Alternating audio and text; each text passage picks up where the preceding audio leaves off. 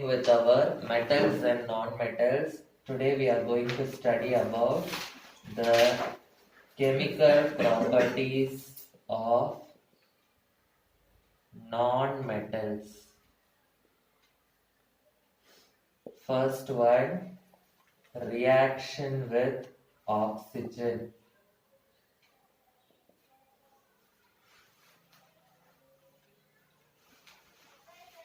Non-metals will react with oxygen to form non-metal oxides. Non-metals will react with oxygen to form non-metal oxides. This non-metal oxides, when I mix it with water, I will be getting acids.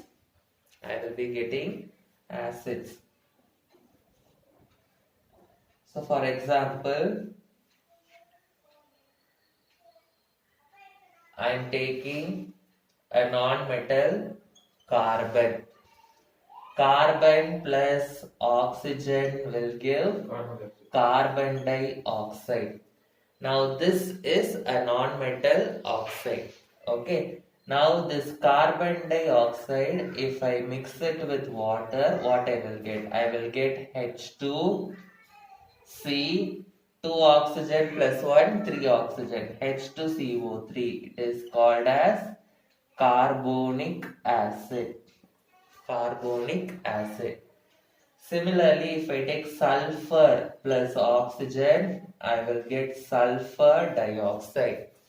This sulfur dioxide, if I mix it with water, I will be getting H2SO3. Okay, H2SO4 is sulfuric acid, H2SO3 is sulfurous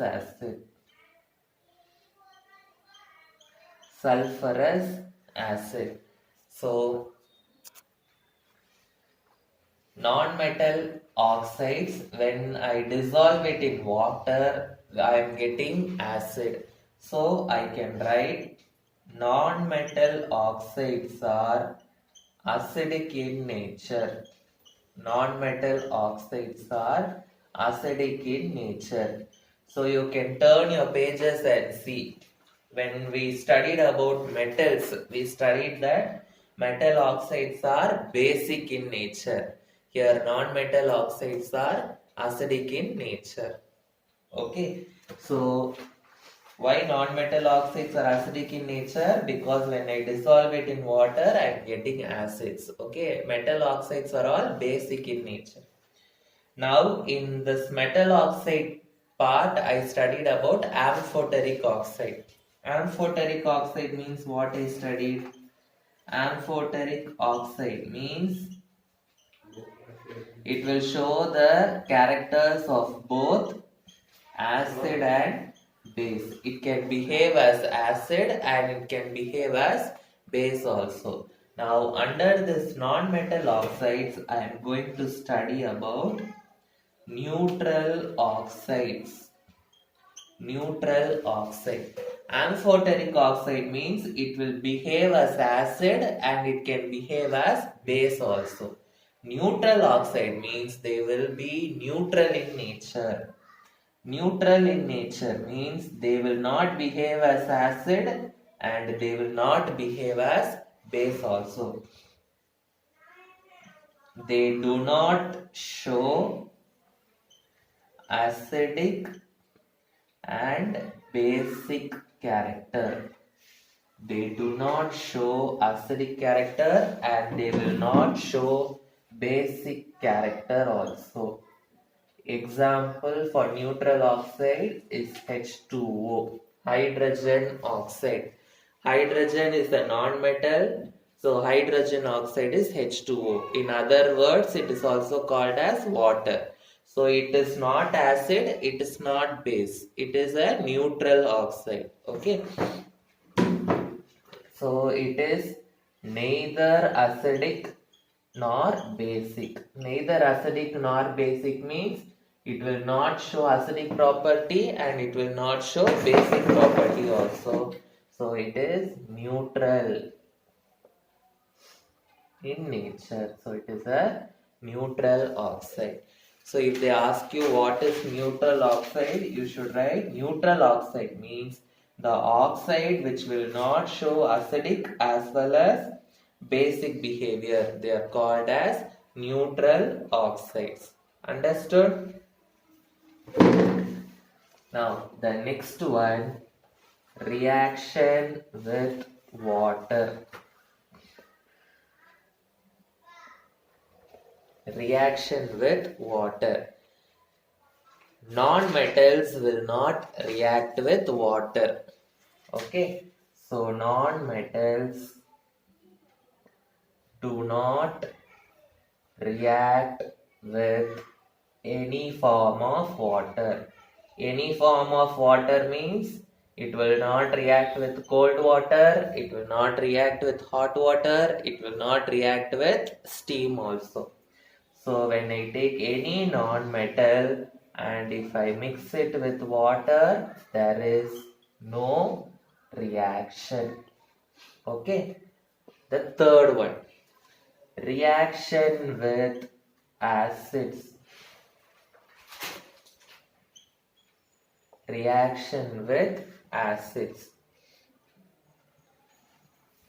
Non-metal oxides itself, they are acidic in nature. Yes or no? So they are itself acidic. So they will not react with another acid. Okay.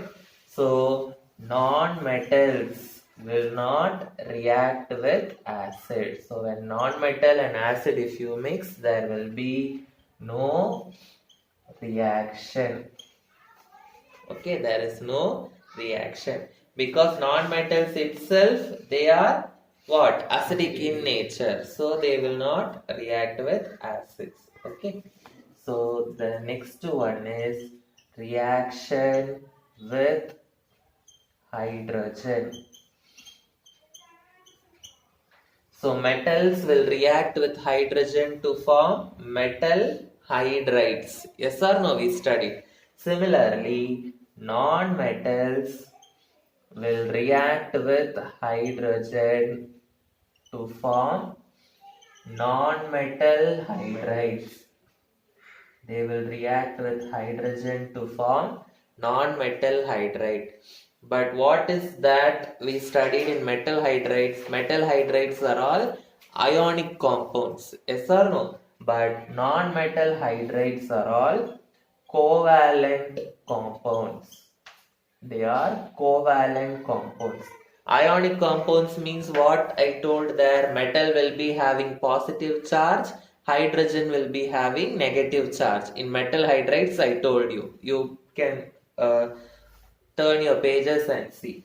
But non-metal hydrides, they are covalent compound. Covalent compound means they are formed by the sharing of electrons. They are formed by the sharing of electrons. They are formed by the sharing of electrons. So non-metals will react with hydrogen to form non-metal hydrides.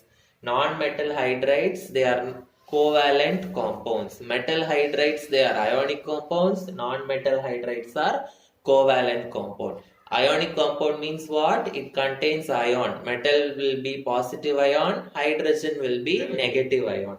But covalent compound means it does not have any ions. No ions are present. It is formed by the sharing of electrons. So about covalent compounds, we will study in detail in your carbon and compounds chapter. Okay. So we will write a example equation for this. So I am taking one non-metal, nitrogen plus hydrogen H2. I will get NH3. So I have to balance this. 2N2 plus 3H2 gives 2NH3. Sorry, N2 plus 3H2 gives 2NH3. So 2 nitrogen, here also 2 nitrogen, 3 2s are 6 hydrogen, 2 3s are 6 hydrogens. Similarly, sulfur plus hydrogen, I will get H2S. So these are all The non-metal hydrides, they are all covalent compounds. Covalent compounds means I cannot write which is positive ion, which is negative ion, because they are formed by the sharing of electrons. Understood? So with this we are completing the chemical properties of non-metals. So quick revision, what and all we have completed. About metals, we have completed physical property and we have completed chemical properties. Okay, and about non-metals also we have completed physical properties and we have completed chemical properties. Okay, so we have studied about metals, we have studied about non-metals. So the next topic is metalloids.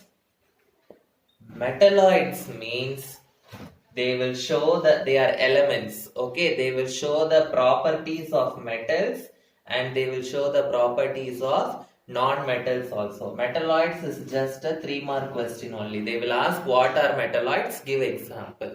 Okay, so what are metalloids? Metalloids are the elements that show the properties of both metals and non-metals, that show the properties of both metals and non-metals are called as metalloids. So example, if they ask, you have to write silicon, germanium. Okay, so they are all examples for metalloids. So what are metalloids? Their elements will show both the properties of metals and non-metals. Okay, so the next one we are going to study about alloys. So what are alloys? Alloys means it is a mixture of metals. Okay, so if I mix 2 or more metals, I will call that as alloy. Or if I mix a metal and a non-metal, that we will call it as a alloy. Okay, just mixing. I am going to mix. I am not going to do the reaction. I am just going to mix. So alloys means it is a homogeneous mixture of 2 or more metals, or I can say it is a homogeneous mixture of a metal and a non-metal. Okay, so what is alloy? Alloy means it is a homogeneous mixture of 2 or more metals or a metal and a non-metal. Understood? Now, suppose I am taking one alloy. Okay, so I am taking one metal A and metal B. Okay, so I am going to mix these two metal. I am not going to do the reaction. Okay, I am just going to mix. How we will mix two powders? So like that I am going to mix the two metals and I am going to get one alloy. Okay, so this alloy is having the metal A and it is also having the metal B. But the property of the alloy will be different. Okay, it will not show the property of metal A, it will not show the property of metal B. The property of the alloy will be different from that of the metals. Okay, so what is the next point I should write? The property of alloys are different from that of the individual metals.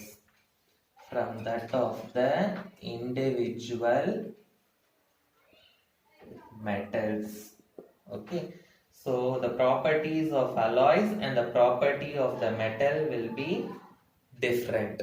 Okay, so why we should alloy. Why we should use alloy? Instead of metals, why we are using alloys? Okay, instead of using the metal, why we are mixing many metals and why we are using the alloys? Because the alloys are stronger than the metal. They are stronger than the metal. So alloys will be stronger than the metals, and not only that, the alloys are resistant to corrosion.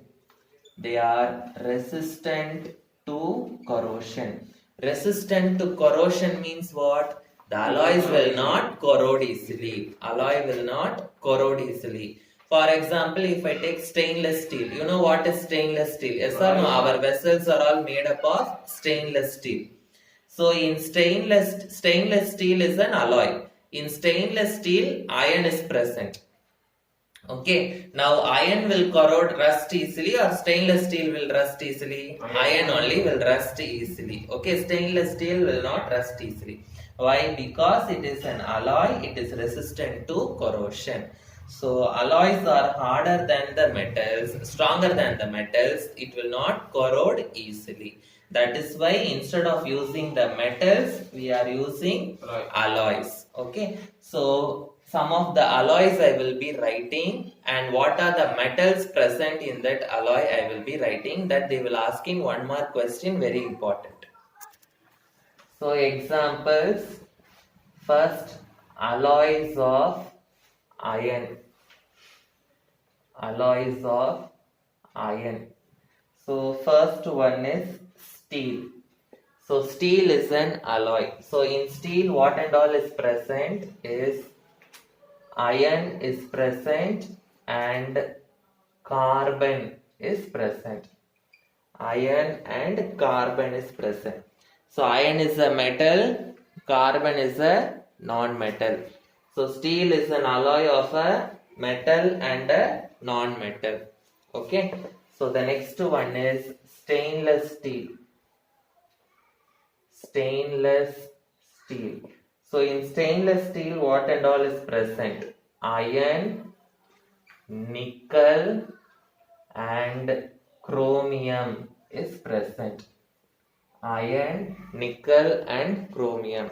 They will give you any one alloy name and they will ask you what are the metals present in that or what are the elements present in that. You should be able to write.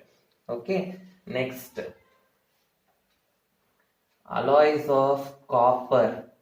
The first one is brass. Brass is an alloy of copper. It contains copper and zinc metal. Next one, bronze. Bronze is an alloy of copper and tin. Sn means tin. Okay, Sn is the symbol for tin. Next, one more alloy is there, solder. Solder is an alloy of lead and tin. So lead and tin. Okay. Solder, you know, for that welding, if I want to connect two wires, I will use that solder alloy. Okay. So solder is an alloy of lead and tin. So in alloys, they will give the name of one alloy and they will ask you what are the elements present in that. Okay. So under that they will ask what is amalgam. Amalgam means if the alloy contains mercury as one of the metal, then that alloy is called as amalgam.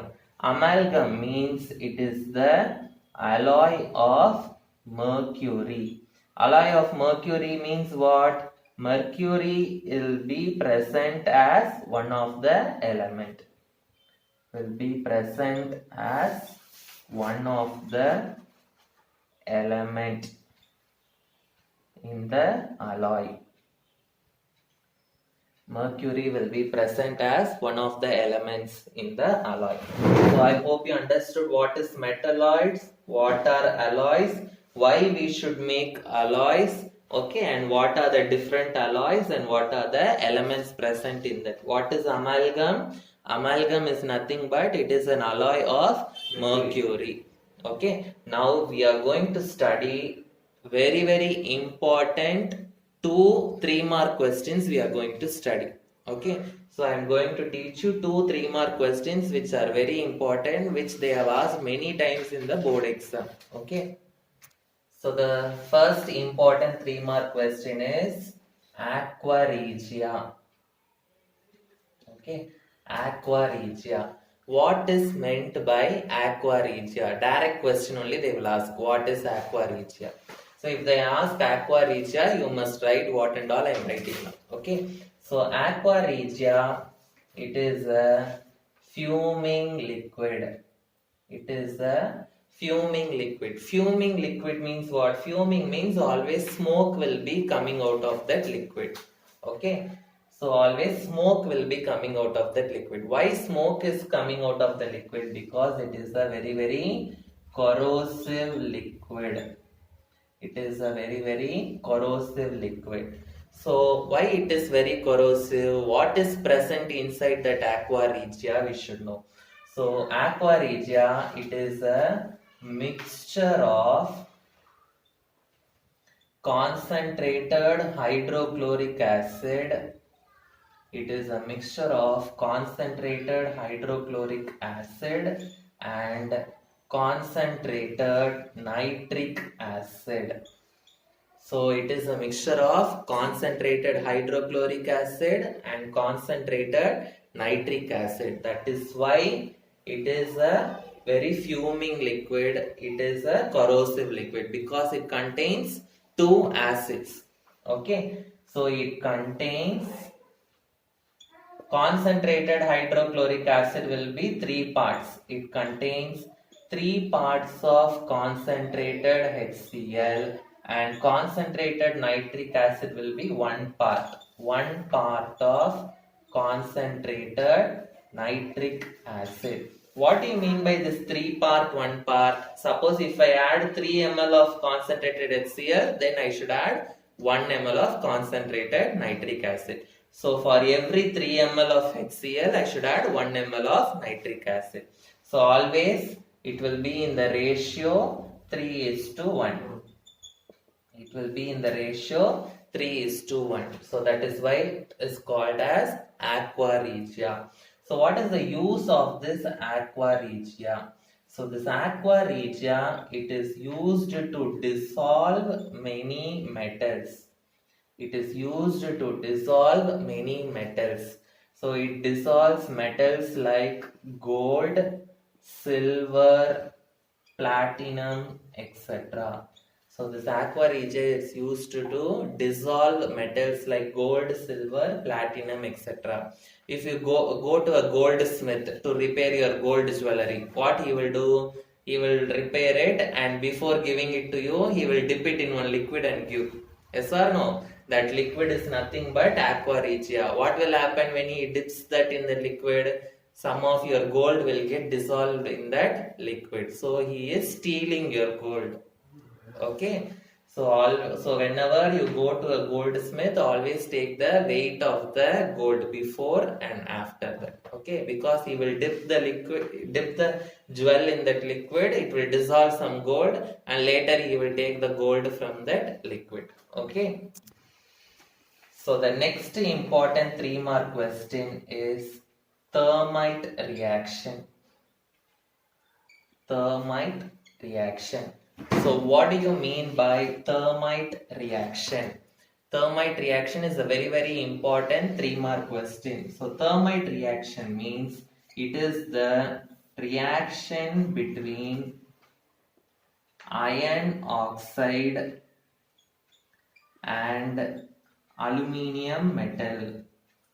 It is the reaction between iron oxide and aluminium metal. So if they ask what is thermite reaction, you should write this definition. So thermite reaction is the reaction between iron oxide and aluminium metal. So iron oxide, what is the formula? Fe2O3.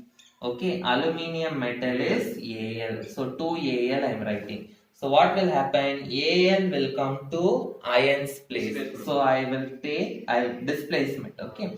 Al will come to ions place. So I will get Al2O3 plus 2 Fe. Fe2O3 plus 2Al gives Al2O3 plus 2 Fe. Okay, so it is a displacement reaction. So what is thermite reaction? It is a reaction between iron oxide and aluminium metal. So what is formed in the reaction? Aluminium oxide and iron metal is formed. Aluminium oxide and iron metal is formed. So this reaction is somewhat special. That is why we are studying it separately. So during this reaction, a large amount of heat is released. Okay.